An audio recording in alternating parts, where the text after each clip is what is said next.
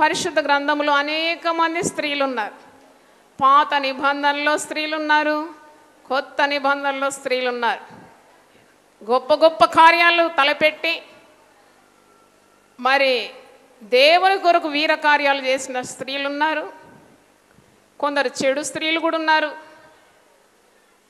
చెడ్డ కార్యాలు చేసినారు, దుర్మార్గ పనులు చేసిన స్త్రీలు కూడా ఉన్నారు. పరిశుద్ధులైన స్త్రీలు కూడా ఉన్నారు, జ్ఞానవంతురాళ్ళు ఉన్నారు, జ్ఞానహీనులు కూడా ఉన్నారు. ఈరోజు మొదటి సమూయేలు గ్రంథం 25వ అధ్యాయం నుండి ఒక స్త్రీ, ఆ స్త్రీ పేరు అబీగైల్. చెప్పండి, ఆ పేరేంటి? అబీగైల్. అబీగైలు చాలా అందగత్తె, చూడ్డానికి చాలా సొగసు గల స్త్రీ, రూపవతి అని వాక్యంలో ఉంది. కానీ ఈమెకు ఒక భర్త, నాబాలు అనే భర్త, చాలా మోటువాడు, దుర్మార్గుడు, త్రాగుపోతూ, పనికి మాలిన వాడు, ధనవంతుడు, ఆస్తిపరుడు, కానీ ప్రేమ దయ లేని వ్యక్తి, స్వార్థపరుడు, ఇతరుల గురించి ఉన్న చింత శ్రద్ధ లేని ఒక వ్యక్తి. ఎందుకంటే జ్ఞానవంతురాలు తన ఇల్లును చక్కబెట్టుకుంటుంది. జ్ఞానవంతురాలు సంఘములో ఉంటే కూడా సంఘానికి ఆశీర్వాదకరం. జ్ఞానం ఎక్కడి నుండి లభిస్తుంది? అది దేవుని యొద్ద నుండే వస్తుంది. సంపూర్ణమైన జ్ఞానము, సంపూర్ణమైన ఈ ప్రతి వరము, సంపూర్ణమైన ప్రతి ఆశీర్వాదము జ్యోతిర్మయుడైన తండ్రి యొద్ద నుండే వస్తుంది. బుద్ధి జ్ఞాన సర్వ సంపదలు ఆయన యందు గుప్తములై ఉన్నది. మీలో ఎవరికైనా జ్ఞానము కొదువుగా ఉంటే వాడు దేవుణ్ణి అడగాలి. దేవుడు ఎవరిని గద్దింపక అందరికీ ధారాళంగా జ్ఞానాన్ని అనుగ్రహిస్తాడని. ఎందుకంటే చాలామంది స్త్రీలు కుటుంబంలో వారు సమస్యలను ఎదుర్కోవడానికి శక్తి లేకుండా ఉన్నారు. అబీగైల్ మనకు చక్కని పాఠాన్ని నేర్పిస్తుంది. మనం జ్ఞానం అడిగి పొందుకోవాలి. అంటే ఈ అబీగైల్ గురించి మనం ఏం నేర్చుకోవాలంటే, మన జీవితంలో ఎన్ని సవాళ్ళు ఉన్నా అదే దేవుని శక్తితో, దైవ జ్ఞానంతో ఎదుర్కోవడానికి దైవ కృప మనం పొంది ఉండాలని మనకు ఈ వాక్య భాగం బోధిస్తుంది. మొదటి సమూయేలు 25వ అధ్యాయంలో చూసినప్పుడు, నాబాలు గొర్రెల బొచ్చు కత్తెర వేయించున్నాడని అరణ్యమందున్న దావీదు విని తన పని వారిలో 10 మందిని పిలిచి వారితో ఇట్లనే, పారాను అరణ్యంలో దావీదు ఉన్నాడు. దావీదు ఎందుకు అరణ్యంలో ఉన్నాడు? దాదాపు 600 మందితో అరణ్యంలో దాక్కుంటున్నాడు. ఎందుకంటే సౌలు దావీదు యొక్క ప్రాణాన్ని వేటాడుతున్నాడు. దావీదును చంపడానికి సౌలు మరి వెంటాడుతూ ఉన్నాడు. అరణ్యంలో ఈ నాబాలు యొక్క దాసులు గొర్రెల బొచ్చు కత్తిరించువారు. గొర్రెల బొచ్చు ఎందుకు కత్తిరిస్తారంటే ఉన్ని తయారవుతుంది కదా. ఈ గొర్రెలు ఆస్తిగా కలిగి ఉన్నారో వారంతా ధనవంతులు అన్నమాట. ఎందుకంటే ఉన్ని ఉత్పత్తి అవుతుంది, దాని ద్వారా చాలా లాభము వారికి కలుగుతుంది. ఈ నాబాలుకు చాలా వేల కొలది గొర్రెలు ఉన్నట్టు మనం 2వ వచనంలో చూస్తున్నాము. కర్మేలులోని మయోన్నందు ఆస్తిగాలో వాడు ఒకడు కాపురం ఉండెను, అతడు బహుభాగ్యవంతుడు. అతనికి ఎన్ని గొర్రెలు ఉన్నాయి? 3000 గొర్రెలను 1000 మేకలను ఉన్నాయి. మరి ఇన్ని వేల గొర్రెలు మేకలు ఉన్నది. వీటి బొచ్చు కత్తిరించినప్పుడు చాలా ఉన్నిగా దొరుకుతుంది. ఎంత ధనవంతుడో, ఏ కొదవలేని వాడు అన్నమాట, మిక్కిలే ఆస్తిపరుడు. కాబట్టి దావీదు ఒక సహాయం కోరుతాడనమాట. ఒక్కసారి జ్ఞాపకం చేసుకో, ఇప్పుడు నువ్వు మరి నీ యొద్దనున్న గొర్రెల బొచ్చు కత్తిరించి వారు వీరందరూ ఎట్టి సహాయం మా యొద్ద నుండి పొందుకున్నారో జ్ఞాపకం చేసుకొని మాకు కూడా మీ సహాయం అందించమని కోరుతూ ఉన్నాడు. కొద్దిగా సహాయపడమని, కొద్దిగా దయచూపమని దావీదు దగ్గరికి కొంతమంది దాసులను పంపినప్పుడు నాబాలు భయంకరంగా జవాబిస్తున్నాడు. ఏమంటున్నాడంటే, దావీదెవ్వడు, యెషై కుమారుడు ఎవ్వడు, మా యొక్క కష్టార్జితం తీసి మాకు ఎరుగని వారికి మేము ఏవిలా గీయాలి, ఇలాంటి మోటు మాటలు మాట్లాడుతూ ఉన్నాడు అన్నమాట. కఠినమైన మాట. కొందరు గృహాల్లో పురుషులు ఈ విధంగానే మాట్లాడతారు. స్త్రీలేమో చాలా సాధువుగా, మృదువుగా, తీయగా, చల్లగా మాట్లాడతారు. భర్తలేమో కఠినంగా, కర్కశంగా, చాలా మూర్ఖంగా, మోటుగా మాట్లాడతారు. అట్టి కుటుంబాల్లో మరి ఆ స్త్రీ ఎంతో దైవ భయం కలిగి దేవుని కృప పొందుకొని తన ఇంటి మీదకి ఏ కీడు రాకుండా, ఏ శాపం రాకుండా, దేవుని శిక్ష రాకుండా ఆ స్త్రీ ఏం చేయాలి? ప్రార్థనతో తెలివితో మెలగాలి. అదే అబిగయీలు మనకు నేర్పిస్తుంది. ఇలాగూ మూర్ఖంగా మాట్లాడినప్పుడు మరి నాబాల్ యొక్క పనివారి మాట వింటారు. దావీదు యొక్క దాసులు నాబాలు చెప్పిన మాటను తీసుకుపోయి అక్షరాలు అలాగే చెప్తారు. దావీద్ అంటే మరి రాజరికానికి అభిషేకం పొందినవాడు, ఇశ్రాయేలుకు రాజుగా కానున్నవాడు. అంతటి వ్యక్తితో ఇలాంటి మాటలు మాట్లాడినప్పుడు దావీదుకు చాలా కోపం వచ్చేస్తుంది అన్నమాట. ఉగ్రుడైపోతాడు. ఆహా, ఇంతటి మాటలు అంటాడా? ఎంతెంత సహాయము నా యొద్ద నుండి, నా పనివారి యొద్ద నుండి పొందుకొని అరణ్యంలో ఉన్నప్పుడు అంత కాపుదల మేము ఇచ్చినాము, మరి ఇప్పుడు మాకు అవసరం పడినప్పుడు ఇంత కఠినంగా మాట్లాడుతున్నాడు కదా. అయితే కత్తులను కఠార్లను ధరించుకొని నేను మరి ఒక 400 మంది, ఒక 200 మందిని అరణ్యంలోనే సామాగ్రి కాపాడడానికి వచ్చి తక్కిన 400 మందితో నేను బయలుదేరి కుటుంబాన్ని మొత్తంగా నేను నాశనం చేసేస్తాను, ఆ నాబాల్ను సంహరించేస్తాను, నాబాల్కు ఒక మగబిడ్డ కూడా ఉండకుండా అందరినీ నేను చంపేస్తానని కోపంతో దావీదు మరి బయలుదేరుతుండగా అప్పుడు అబిగయీలు తన జ్ఞానము, తన సుబుద్ధి, తనకు దేవుడిచ్చిన సామర్థ్యాన్ని, శక్తిని, మరి చురుకుతనాన్ని వాడుకొని ఆ కుటుంబం మీదకున్న రానున్న కీడను ఆమె తెలివితో దాన్ని దూరపరచుకోవడం ఈ మొదటి సమూయేలు గ్రంథం 25లో మనము చూస్తూ ఉన్నాం. ఇక్కడ పనివాడు వచ్చి చెప్తున్నాడు అబిగయీలు, నాబాలుకు ఆమె ఏమీ చెప్పగా, అంటే తెలివిగలదన్నమాట. ఎప్పుడు నోరు తెరవాలి, ఎప్పుడు నోరు ముయ్యాలో ఈమెకు బాగా తెలుసు.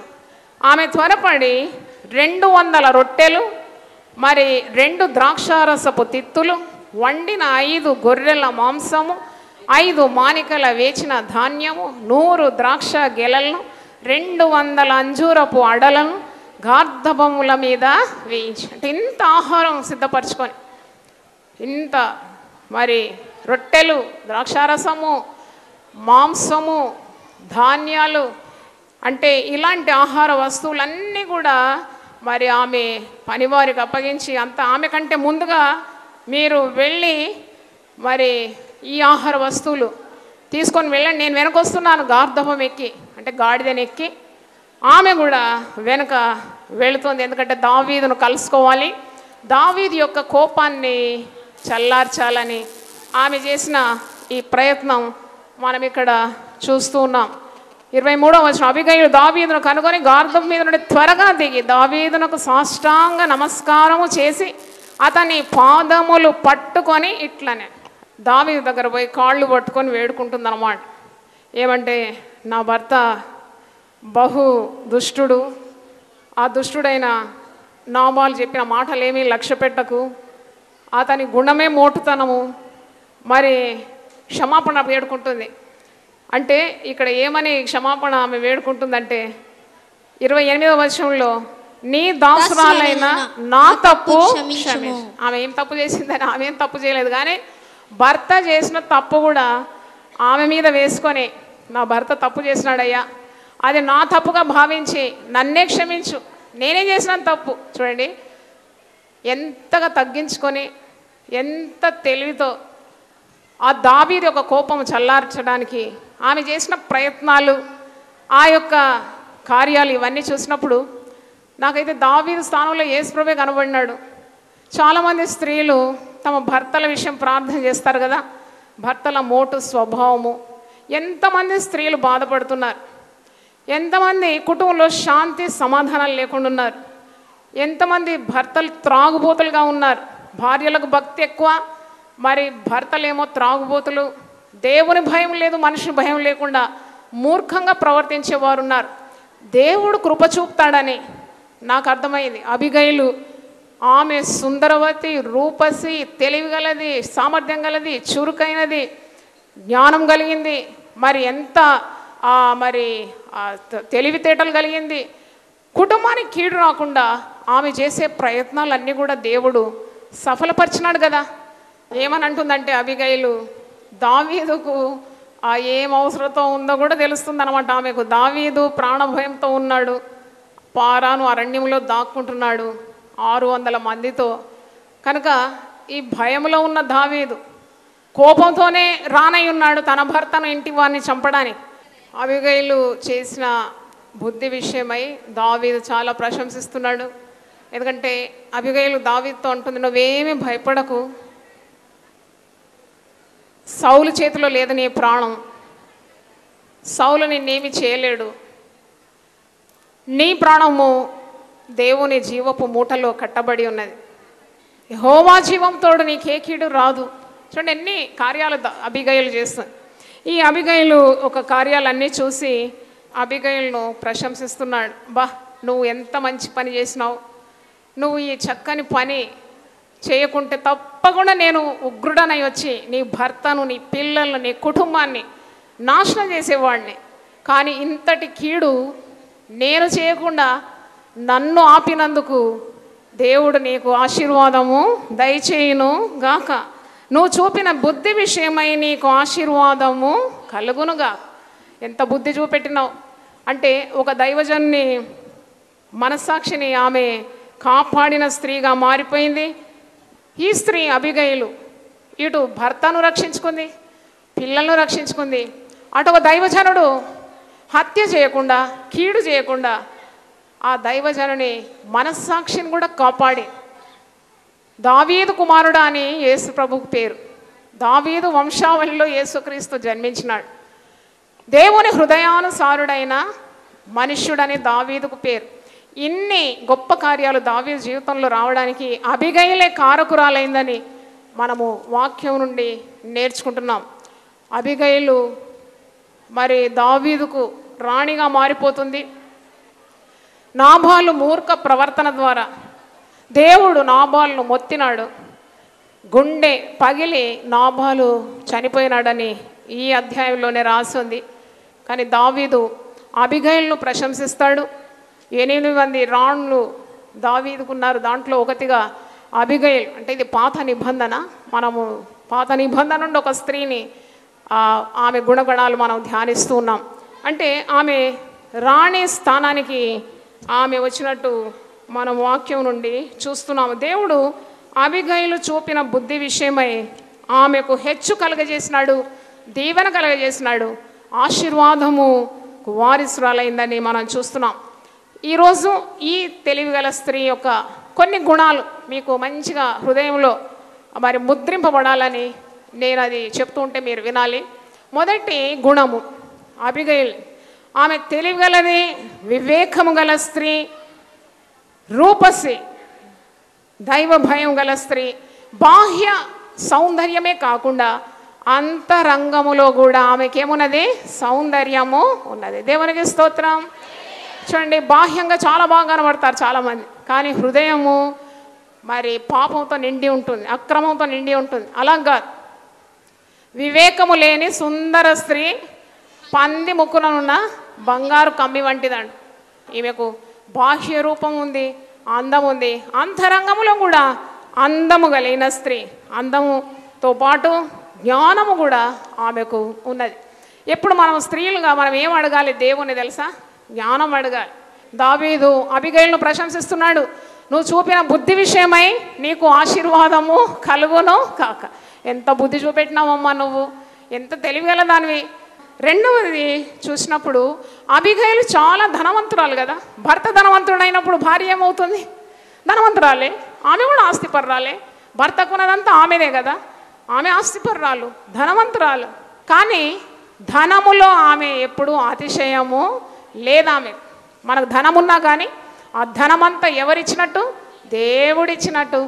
ధనము ఎందుకు కాకుండా ఇచ్చిన దేవుని అందే నీ కేంద్రీకరణము ఉండాలి. హల్లెలూయా చెప్పండి ఒకసారి, చప్పట్లతో దేవుని స్తుతిద్దాం. ధనము కాదు, ఆ ధనము నీకు ఇచ్చిన దేవుని అందు. ఆశీర్వాదం తట్టు చూస్తూ చూస్తూ ఆశీర్వదించిన దేవుని మర్చిపోతారు చాలాసార్లు.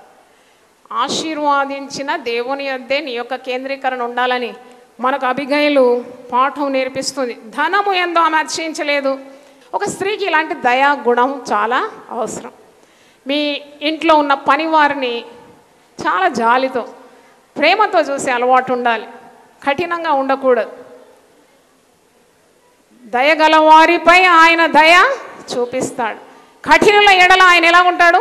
వికటము చూపెడతాడు, వికటంగా ఉంటాడు. అందుకే నువ్వు దేవుని వలన దయ పొందిన స్త్రీగా, కృప పొందిన స్త్రీగా పని వారిని కూడా చాలా దయతో చూసుకోవాలి. దయను సత్యము నీ కంఠమునకు హారముగా ఉండాలి. చప్పలతో దేవుని స్తుతిద్దాం. దయ, సత్యం, ఇవి రెండు కూడా ఉన్నది అబిగైల్. ఆ పనివాడు వచ్చి చెప్తున్నాడు, అమ్మా మన కుటుంబానికి కీడు వస్తుంది, నీవు తప్పకుండా ఏదో ఒకటి చేయాలి కీడు రాకుండా అని పనివాడు వచ్చి చెప్తున్నాడు. అంటే ఆమె జాలి కలిగిన స్త్రీ అని మనకు అర్థమవుతుంది. 4 చూసినప్పుడు అబిగైలు చాలా చురుకైన స్త్రీ, వెరీ యాక్టివ్, చురుకైన స్త్రీ. ఆమె ఎన్నెన్ని కార్యాలు, ఆహార వస్తువులు తీసుకొని పోతుంది. 200 రొట్టెలు, వండిన 5 గొర్రెల మాంసము, ద్రాక్షారసము, అంజూరపు అడలు, 5 మానికల వేచిన ధాన్యము త్వరపడి సిద్ధపరిచింది. కొంతమంది స్త్రీలు ఇంట్లో వంటనే సరిగా వండరు, ఇక వేరే వారికి వండి తీసుకొని పోవడం అంటే వారి వల్ల కాదు. కానీ అబిగైల్ చాలా చురుకైన స్త్రీ. దావీదు యొక్క హృదయాన్ని దోచుకోవాలి, ఆయన హృదయంలో కనికరం, జాలి కావాలి అని ఎన్ని ప్రయత్నాలు చేస్తుంది. చాలామంది స్త్రీలు ప్రార్థనలు చేస్తారు, ఇంట్లో పని చేయరు, సేవ చేస్తారు, ఇంటి కార్యాలు చూడరు. కానీ ఒక స్త్రీ, సామర్థ్యం గల స్త్రీ అన్నీ చేయాలి కదా. ఇంటి పని చేయాలి, దేవుని పని చేయాలి, ప్రార్థనలు చేయాలి, ఇంటి వారికి వంట కూడా సిద్ధం చేయాలి. అంటే ఇన్ని కార్యాలు చేయడానికి కూడా దేవుడు మనకు శక్తి ఇస్తాడా లేదా? ఎంతమంది చెప్తారు ఇస్తాడని? తప్పకుండా ఇస్తాడు. దేవునికి స్తోత్రం. 5వ చూసినప్పుడు ఒక క్లిష్టమైన పరిస్థితి కుటుంబంలో వచ్చినప్పుడు, ఒక దుర్వార్త కదా, ఇదిగో కుటుంబానికి కీడు వచ్చేసింది, కుటుంబంలో ఉన్న వారందరూ ఇప్పుడు చావబోతున్నారు, దావీదు వచ్చేస్తున్నాడు 400 మందితో ఆయుధధారుడై వచ్చేస్తున్నాడు అన్నప్పుడు ఇది ఒక దుర్వార్తనే. కానీ దుర్వార్తకు అబిగైలు ఏమాత్రం జడియకుండా ధైర్యం వహించి కుటుంబాన్ని ఆమె కాపాడుకున్నట్లు మనం చూస్తున్నాం. కొంతమంది స్త్రీలు ఏం చేస్తారంటే ఏదైనా ఒక సమస్య వచ్చినప్పుడు ముఖము మార్చుకుంటారు. కొందరు స్త్రీలు సమస్యలు వచ్చినప్పుడు ఇంట్లో వస్తువులు ఎత్తేస్తూ ఉంటారు. కొందరు స్త్రీలు ఏమో పిల్లలు కొడుతూ ఉంటారు. మనం సణగకూడదు, గుణగకూడదు, ముఖము మార్చుకోకూడదు. సమస్య వచ్చినప్పుడు దాన్ని ఎదుర్కోవడానికున్న ఆ సామర్థ్యము దేవుని యొద్ద నుండి పొందుకోవాలి. ఒక క్లిష్ట సమస్యను, కుటుంబానికి ఒక సమస్య వచ్చినప్పుడు దాన్ని అధిగమించిన శక్తి దేవుని యొద్ద నుండి పొందుకోవాలి. ఆ సమస్యను పరిష్కరించే జ్ఞానము, ఆలోచన శక్తి, బుద్ధి, ఇవన్నీ ఆయన పాదాల దగ్గర నీకు లభిస్తుంది. ఏం కావాలన్నా దేవుడు నీకు ఇస్తాడు. నా పేరిట నీవు నన్నేం అడిగినా నేను దాన్ని చేస్తాను. నీకు ఈరోజు ఆరోగ్యం కావాలన్నా, నీకు శక్తి కావాలన్నా, సామర్థ్యం కావాలన్నా, తెలివి కావాలన్నా, జ్ఞానం కావాలన్నా, బుద్ధి కావాలన్నా, పరిశుద్ధాత్మ కావాలన్నా, వాక్శక్తి కావాలన్నా, చురుకుతనం కావాలన్నా, ఏది కావాలన్నా నా పేరిట మీరు నన్ను ఏం అడిగినా నేను దాన్ని చేస్తాను. అందుకే వాక్యంలో ఉంది, ఆమె జ్ఞానము కలిగి తన నోరు తెరచు. చప్పట్లు కొట్టి దేవుని స్తుతిద్దాం. తర్వాత 6 చూసినప్పుడు అబిగైలుకు చాలా ధైర్యం అండి, చాలా ధైర్యం, సాహసం కదా. ఒక కీడును ఎదుర్కోవడానికి ఎంత ధైర్యాన్ని ప్రదర్శిస్తుందో మీరు చూడండి. పరిశుద్ధాత్మ పొందిన స్త్రీకి తప్పకుండా ధైర్యం ఉంటుంది. దేవుడు మనకు పిరికితనం గల ఆత్మని ఇవ్వలేదు, కానీ ధైర్యము, శక్తి, ఇంద్రియ నిగ్రహం గల ఆత్మనే మనకు అనుగ్రహించినాడని మనకు తెలుస్తుంది. 400 మంది ఆయుధాలు ధరించి దావీదు వెంబడి వస్తున్నారు. ఆయన ఎంత చలాకీతో, ఎంత జ్ఞానంతో, ధైర్యంతో వారిని ఎదుర్కొని కుటుంబాన్ని కాపాడుకున్నదాన్ని మనము తెలుసుకుంటున్నాం. 7వ చూసినప్పుడు పని వారిని అందరినీ కూడా తన స్వాధీనంలో ఉంచుకొని వారికి ఆజ్ఞాపిస్తుంది, మీరు ముందుగా వెళ్ళండి, నేను వెనుకలు వస్తున్నాను అంటే ఆమె ఎట్ట చెప్తే పనివారు అట్ట వింటున్నారు. కొందరి ఇంటి నుండి కేకలు వినబడతాయి, కానీ నీతిమంతుల గుడారం నుండి ఏం వినబడాలి? రక్షణను కూర్చున్న సునాదం వినబడాలి. నీ పాఠాలు వినబడాలి బయట, నీ కేకలు కావు. పని వారందరూ కూడా ఆమె గుప్పిట్లో ఉన్నారండి. హే కమాన్ గో అంటే పోతున్నారు, రమ్మంటే వస్తున్నారు. అంటే ఆమె ప్రభావము తన ఇంటి వారి మీద ఎంతగా ఉందో మనము చూస్తున్నాం. 10వ చూసినప్పుడు చక్కనే నిర్ణయాలు తీసుకోవడానికి ఆమెకు శక్తి ఉంది. దేవా ఇంత క్లిష్ట సమస్య మేము ఎదుర్కొంటున్నాం, మా కుటుంబం మీదకి ఇంత పెద్ద దుర్వార్త వచ్చేసింది, నేను ఏ విధంగా ఈ సమస్యను ఎదుర్కోవాలి? నువ్వు ప్రార్థన చేయాలి. ప్రార్థన చేసినప్పుడు ప్రార్థన చేసే వారి పట్ల దేవుడు తన కృపను చూపెట్టడానికి ఐశ్వర్యవంతుడుగా ఉంటాడు. దేవునికి స్తోత్రం. నీ మీద దృష్టి ఉంచి నీకు ఆలోచన చెప్పి నువ్వు నడవవలసిన మార్గము నీకు నేను బోధిస్తానన్నాడు కదా. ఆమె ఆలోచనలు పొందుకుంది దేవుని యొద్ద నుండి.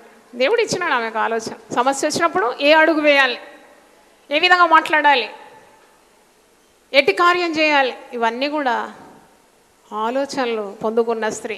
ఆ పని ఆమె చేసినట్టు మనం చూస్తున్నాం. చక్కని నిర్ణయములు తీసుకున్న స్త్రీ. 11 చూసినప్పుడు ఆమె స్వభావం చాలా తగ్గింపు కలిగిన స్త్రీగా మనం చూస్తున్నాం. She's very humble. చాలా తగ్గింపు అండి. ఎంత తగ్గింపు ఉంటే ఒక త్రాగుబోతుతో ఒక దుర్మార్గంతో కాపురం చేయాలండి. తాగుబోతులు లొల్లి పెడుతూ ఉంటాడు కదా, మరి ఆ మూర్ఖపు పనులు చేస్తూనే ఉంటాడు. మోటు పనులు చేసే ఈ సుబుద్ధి గల రూపసి సౌందర్యవతి దైవ భయం గల స్త్రీ అతనితో కాపురం చేయాలంటే ఎంతగా తగ్గించుకోవాలి. తన్ను తాను తగ్గించుకొని వాడు హెచ్చింపబడు. నువ్వు తగ్గించుకోవాలి. ముఖాళ్ళ మీద ఉండి ప్రార్థన చేయాలి. ఈమె తగ్గించుకున్నది వినయం గల స్త్రీ అని మనం చూస్తున్నాం. మరి 12వది స్వభావం చూసినప్పుడు ఆమె భర్త చేసిన తప్పును తన మీద వేసుకుంటారు. ఎవరన్నా వేసుకుంటారండి అట్లా? అయ్యో, ఆయన చేసిన రుణాలు, ఆయన చేసిన తప్పులని నీ మీద వేసుకొని ప్రార్థన చేయడానికి ఆమె సిద్ధపడిన స్త్రీగా మనము చూస్తున్నాం. ఆమె మరి సాత్వికము గల స్త్రీ అని. ఆమె సంభాషణ కూడా చాలా మృదు భాషిణి, వెరీ సాఫ్ట్ స్పీచ్. అబిగైల్ దావీదుతో ఎలా మాట్లాడుతుంది, పనివారితో ఎలా మాట్లాడుతుంది, అన్నీ చాలా స్వీట్ కాన్వర్జేషన్. ఆమె సంభాషణ చాలా మృదువుగా ఉంటుందని మనం చూస్తున్నాం. తర్వాత హాని చేయడానికి వస్తున్న శత్రువును కూడా వట్టి చేతులతో పంపడం లేదు. వచ్చేది హాని చేయడానికి, కానీ ఈమె ఆహార వస్తువులతో వారిని ఎదుర్కొంటుంది. ఆమె జ్ఞానం చూడండి. నీ శత్రువును నువ్వు ద్వేషించకుండా శత్రువును ప్రేమించి వారి కొరకు ఏం చేయమన్నాడు? ప్రార్థన చేయమన్నాడు. హింసించి వారి కొరకు విజ్ఞాపన చేయమని యేసుప్రభు క్రొత్త నిబంధనలో నేర్పిస్తున్నాడు. కానీ ఈ పాత నిబంధనపు స్త్రీ కూడా శత్రువుల మీదకి పగ తీర్చుకోవడానికి వెళ్ళడం లేదు, కానీ శత్రువుల ఎదుట తగ్గించుకొని చేతుల నిండా ఆహారంతో వారిని ఎదుర్కొన్నట్టు మనం చూస్తున్నాం. అంటే ఈమె మేలు చేత కీడును ఏం చేస్తుంది? జయిస్తుంది. హల్లెలూయా చెప్పండి ఒకసారి. నీవు కూడా ఒక విశ్వాసి అయిన స్త్రీ. మేలు చేత కీడును ఏం చేయాలి? జయించాలి.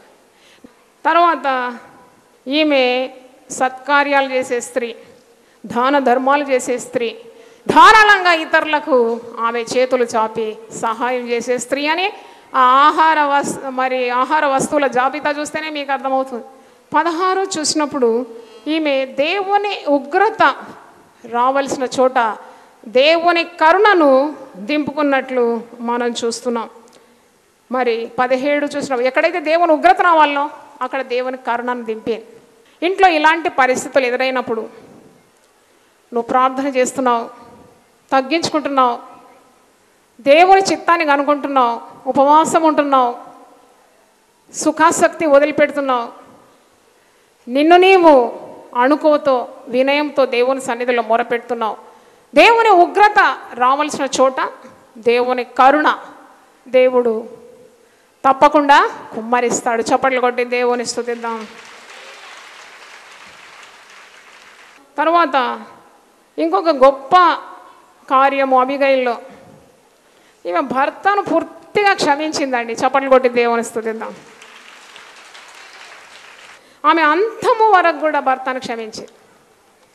ఆఖరిది సమయస్ఫూర్తిగా అబిగైల్ పనిచేయడం మనం చూస్తున్నాం. She will act according to the time and according to the need of the hour. అంటే ఏ సమయానికి ఏం చేయాలి, సమయోచితమైన జ్ఞానం కలిగిన స్త్రీ, సమయస్ఫూర్తి కలిగిన స్త్రీ. కీడు వచ్చి పడ్డాక కొందరు స్త్రీలు లబోదీపం మొత్తుకుంటారు, కానీ యేసుప్రభు ఒక జ్ఞానం ఇచ్చినాడు మనకు. మీరు శోధనలో ప్రవేశించకుండునట్లు మేలుకోగలిగి ప్రార్థన చేయాలి. హల్లెలూయా చెప్పండి. చప్పలతో దేవుని స్తుతిద్దాం. ఈమె సమయోచితమైన జ్ఞానంతో కీడును తన కుటుంబాన్ని నుండి తొలగించుకున్న జ్ఞానవంతురాలు. దేవునికి స్తోత్రం. హల్లెలూయా. తలలు వంచండి, ప్రార్థన చేసుకుందాం. ప్రభువా నీ పరిశుద్ధ నామమునకు స్తోత్రం చెల్లిస్తున్నాము. అబిగైల్ ద్వారా ఎన్నో కార్యాలు మేము నేర్చుకున్నాం. ఆ మాటలన్నీ కూడా మా హృదయంలో పదిలం చేయమని, కూర్చున్న ప్రతి స్త్రీ కట్టి జ్ఞాన హృదయం దయచేయమని, చురుకుతనం దయచేయమని, తెలివి దయచేయమని, సమయోచితమైన జ్ఞానం దయచేయమని, పశ్చాత్తమైన హృదయంతో తన కుటుంబం కొరకు ప్రార్థన చేసే విద్యను నేర్పమని, కుటుంబం మీదకి రానున్న కీడును కొట్టివేయడానికి ఉన్న ఆ జ్ఞానం ఆమెకు దయచేయమని ప్రార్థిస్తున్నాం. టీవీ ద్వారా దేవుని వాక్యాన్ని విన్నవారిని కూడా దీవించమని, సకల ఆశీర్వాదాలతో ప్రతి ఒక్కరిని మీరు తాకుమని యేసు పరిశుద్ధ నామములో అడిగి వేడుకుంటున్నాను తండ్రి, ఆమేన్. దేవుడు మనల్ని సమృద్ధిగా దీవించును గాక.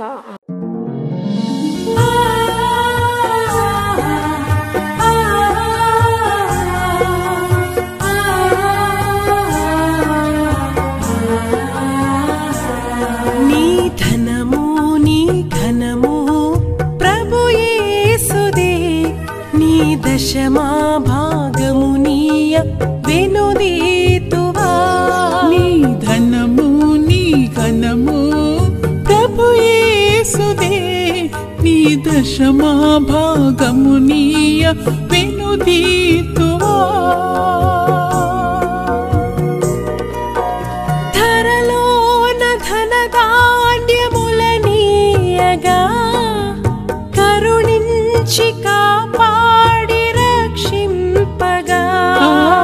ధరలోన ధనధాన్యములనీయగా కరుణించి కాపాడి రక్షింపగా.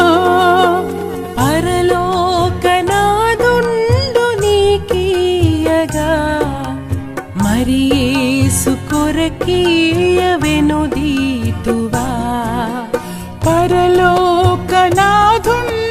నీకీయగా మరి యేసు కొరకీయ వెనుదీతువా.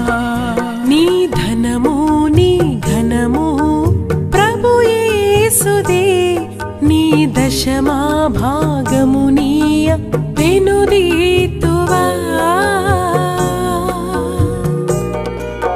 పాడి పంటలు ప్రభువు నీకీయగా కూడు గుట్టలు నీకు దయచేయగా. పాడి పంటలు ప్రభు నీకీయగా కూడు గుట్టలు నీకు దయచేయగా. వీడంగ ప్రభు యేసునా